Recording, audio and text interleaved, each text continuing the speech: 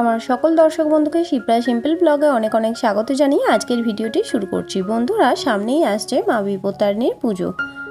দেবী দুর্গার 108টি রূপের মধ্যে দেবী বিপত্তারিণী রূপের অনেক মাহাত্ম্য আছে। মনে করা হয় মা আমাদের সব রকম বিপদ থেকে দূরে রাখবে। আর চলছে আষাঢ় মাস, এই মাসে বিভিন্ন পুজোর মধ্যে বিপত্তারিণীর ব্রত অনেকেই করে থাকে। এই আষাঢ় মাসে সোজা রথ এবং উল্টো রথের মাঝে যে শনি এবং মঙ্গলবার পড়ে, সেই দিনই পালন করা হয়ে থাকে বিপত্তারিণীর পুজো। বাংলার প্রায় প্রতিটি ঘরেই এই পুজোটি হয়ে থাকে। আর এবছর বিপত্তারিণীর পুজোর প্রথম তারিখটি হলো বাংলার 24শে আষাঢ়, ইংরাজি 9ই জুলাই, মঙ্গলবার, শ্রী শ্রী বিপত্তারিণীর পুজো। আর দ্বিতীয় তারিখটি হলো বাংলার 28শে আষাঢ়, ইংরাজির 13ই জুলাই, শনিবার, শ্রী শ্রী সূর্য পুজো ও বিপত্তারিণীর ব্রত। তো এই বিপত্তারিণী ব্রত করতে গেলে পুজোর জন্য কি কি উপকরণ লাগে, অর্থাৎ পুজোর ফর্দ, বিপত্তারিণী পুজো কিভাবে করতে হয়, কেন বাঁধা হয় লাল সুতো, এই সমস্ত বিষয় নিয়ে আমি আজকের ভিডিওটিতে আলোচনা করছি। তাই বন্ধুরা, তোমাদের কাছে আমার বিশেষ অনুরোধ, ভিডিওটিকে স্কিপ না করে পুরোটি শোনো। আশা রাখছি ভিডিওটি তোমাদের ভীষণভাবে উপকারে আসবে। মা বিপত্তারিণী আসলে মা দুর্গার আরেক রূপ। সাধারণত এই পুজো সন্তান, স্বামী ও পরিবারের সবার সমস্ত ধরনের বিপদ থেকে রক্ষা পাওয়ার জন্য বিবাহিত মহিলারা রেখে থাকেন। তবে এই ব্রত যে কেউ রাখতে পারে, কোনরূপ দোষ নেই। শাস্ত্রমতে মা দুর্গার 108টি অবতারের মধ্যে অন্যতম হলো দেবী সংকটনাশিনী। তার একটি রূপ হলেন মা বিপত্তারিণী। আর এই ব্রত রাখতে গেলে সাধারণত যে সমস্ত উপকরণগুলি লাগে সেগুলি হলো ঘট, তা মাটির ঘট বা পিতলের ঘটও হতে পারে, আম্রপল্লব, সশীষ ডাব, ঘটাচ্ছদন গামছা বা চেলি, পৈতে, শাখা পলা, নোয়া, আলতা, সিঁদুর, সর্ষের তেল, প্রদীপ, ধূপ, সুপারি, হর্তুকি, আতপ চাল, 13 রকম ফুল, 13 রকম ফল, 13 গাছি লাল সুতো, 13টি দূর্বা, 13টি পান, বেলপাতা, লাল জবা ফুল। পুজোর শেষে প্রসাদ হিসাবে 13টি লুচি ও 13 রকমের ফল খাওয়ার নিয়ম রয়েছে। আষাঢ় মাসের শুক্লপক্ষে মঙ্গল ও শনিবার এই বিপত্তারিণীর পুজো হয়ে থাকে। বিশেষ করে বাড়ির মহিলারা ভক্তি ও নিষ্ঠা সহকারে মা বিপত্তারিণীর ব্রত রেখে থাকেন। তো এখন জেনে নেওয়া যাক বিপত্তারিণীর পুজোর দিন কোন কোন কাজ অবশ্যই করতে হবে।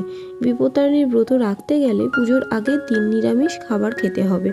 এরপর ব্রতের দিন মনে মনে ব্রতের জন্য সংকল্প নিতে হবে।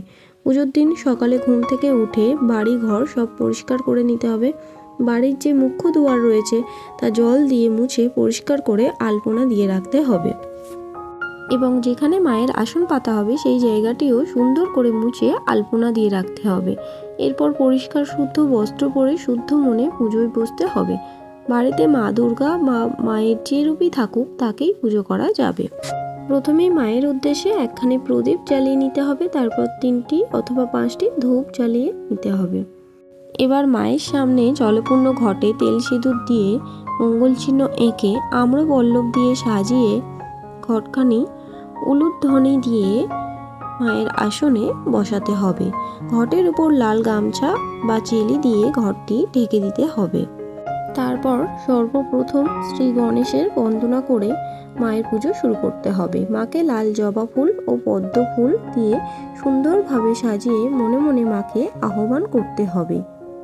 এবার একটি পাত্রে 13টি পান, 13টি সুপারি আর লাল সুতোয় 13টি গিট দিয়ে 13টি দূর্বা দিয়ে বেঁধে সেটি মায়ের সামনে রেখে পুজো করতে হবে এবং মনে মনে বাড়ির সবার জন্য মঙ্গল কামনা করতে হবে।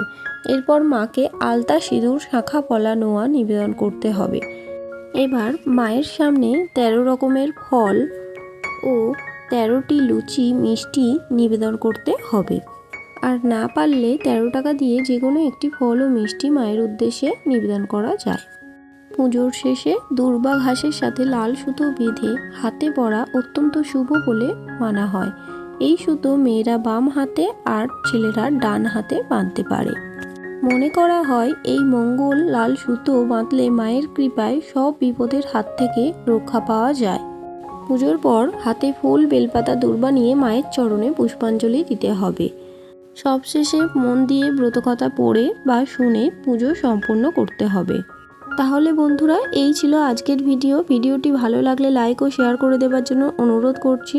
যারা আমার পুরনো বন্ধু তারা এভাবেই আমার সাথে থেকো, পাশে থেকো, আর যারা আমার নতুন বন্ধু তারা প্লিজ চ্যানেলটিকে সাবস্ক্রাইব করে নিও। কমেন্টস করে অবশ্যই জানিও ভিডিওটি তোমাদের কেমন লেগেছে। জয় মা বিপত্তারিণীর জয়।